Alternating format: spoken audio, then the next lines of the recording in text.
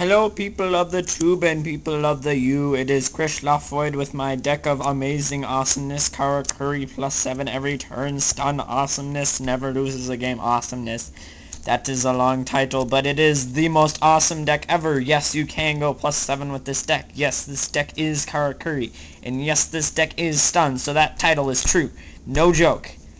And if you make this budget deck of only $10 of wonder except for the Barkion, then yeah, you will see that you can go +7 every single turn with this deck. And it's stun, and it's OTK, and it's whatever. I love it. Okay, so we're going to start out with your card that lets you win after the turn you summon it. I don't know. This thing is amazing. I do not want to run 3. That's the problem I have with this. The reason I don't run 3 is there are 2 stars right there. Those 2 stars you can't really make 8 when you're adding 3 to it. That makes 5. For those of you who don't know how to add, and it also, if you're doing it with 4, that makes 6. So yeah, that's why I run 2. But the thing is, you normal summon this, you win next turn. You normal summon, get the last piece of your OTK, and you OTK. So yes, he is amazing, but only run 2. 3 Flower Girl. This is the most amazing new amazing common from Extreme Victory. This thing lets you go into as many synchros as you can, as many turns. Like, I'm serious. This is just one more card to the field can be the winning factor in this deck. That's how good this thing is. And you said it, and nothing really can run over it because it's 19. Okay, we got 2 strategists. This is your way to go to save a bury effect and go +3 off your burritos. So yeah, and it also is another way to save a bury effect and put their monster in attack mode, which again is very helpful. Plus he is a 3-star tuner and is very nice. Yay! 2 Saizon. I prefer 2 over the 1 in the deck profile thing on the Shonen or the Konami website thing. The deck, that guy, the guy who gave me the idea to put in the D-Fishers. So I prefer 2 over 1 just because 2 lets you go into burritos so much easier, and burritos are 28. Burritos let you draw so many cards, and burritos are better than berries, in my opinion. So I don't know why they're priced lower, but this lets you go into them so much easier. 2 Hypas. This is your beater. Again, he lets you save a bury effect, and yeah, he's beast. He's a 4-star, and he wins you games.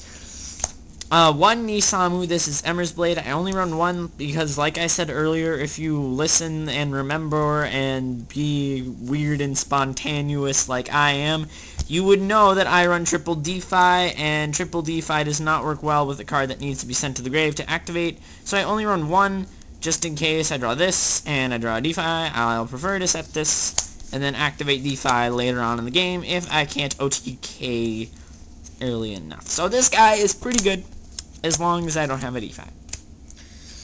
1 Nana Shik or whatever that thing is. This thing is kind of an extra burrito in a sense. What you can do is you can combine it with the Komachi, just normal the Komachi, tribute the Komachi for this thing, and draw like 2 for the 2 things that you just switched to defense this turn. Synchro with your strategist, and then go for, yeah. You can also hit this off of burrito or bury if you have a 3-star on the field to make another burrito. So I really like this guy. He's also a replacement for Hypa if you need it. 2 Cyber Dragon. I do run double gozen match, so just keep in mind he is a light, not a earth. And when you have that on the field, you cannot go into this guy. So, but other than that, he's pretty much an instant fusion minus the -1000. Giant Junade. This is your OTK card, pretty much. Dark Hole. Yeah, staple. Monster Reborn. Oh, another staple. Oh my gosh, another staple. 2 more staples. Oh my gosh, there's so many staple cards in here. I'm freaking out. You probably think I'm weird and already clicked away, but I don't really care because I'm that way. Okay, let's go on to the next card. These are Upstart Goblins, and they are better than Potted Dualities in this specific deck, because normally you play 2 Upstart Goblin. Okay, I explode.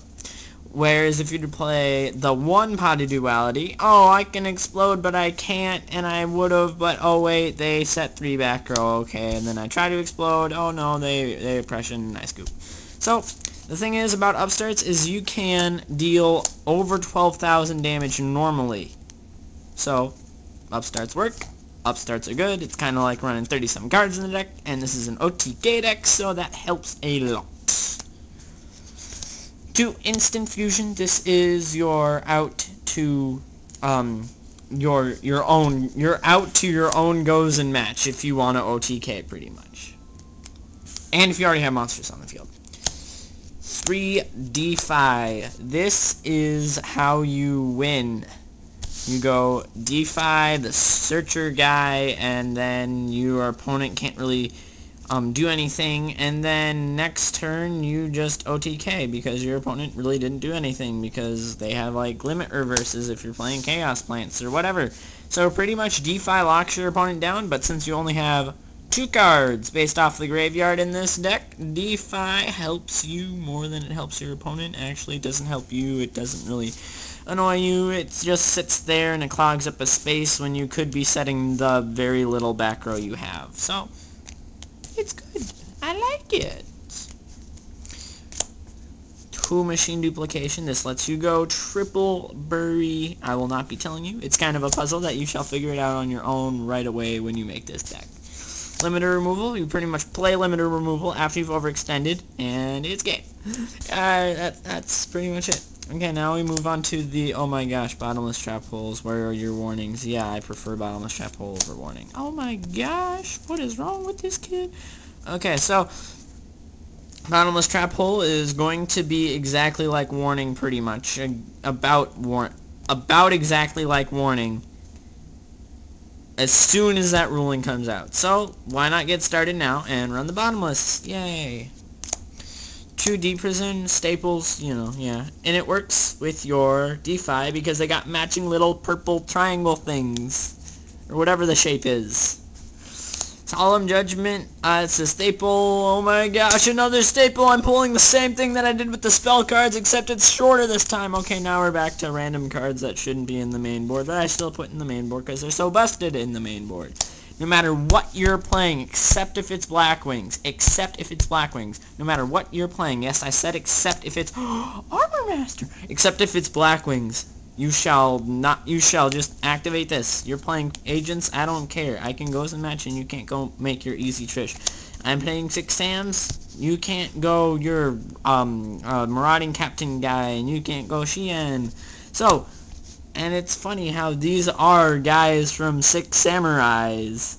Like, that back there is Shogun Sheen, that's Grandmaster, and that's Inishi, Sheen's Counselor, or whatever, how you remove the 2 6 Sams. I'm serious. So it's weird how this works against 6 Sams, but it has 6 Sams on the card. I don't know. It's just good to me.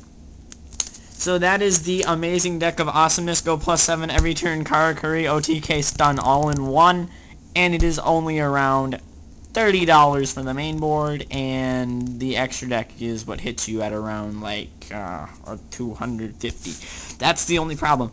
But the deck is good, lets you go +7 every turn, lets you stun your opponent, and lets you OTK, so make it, it's good. Goodbye, people of the tube and the U.